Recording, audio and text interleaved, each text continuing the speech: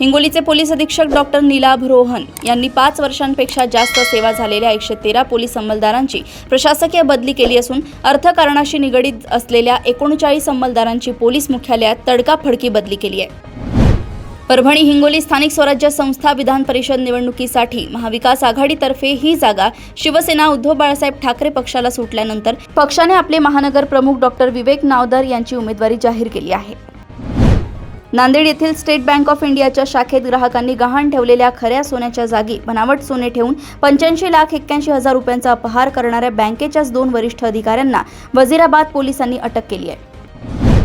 लातूर शहरातील बार्शी रोडवर नालीच्या कामासाठी 5 वर्षे जुनी 10 मोठी झाडे तोडल्याच्या निषेधार्थ ग्रीन लातूर वृक्ष फाउंडेशनच्या पर्यावरण प्रेमींनी मनपा आयुक्तांच्या दारात तोडलेल्या झाडांची अंत्ययात्रा काढून तीव्र आंदोलन केले आहे।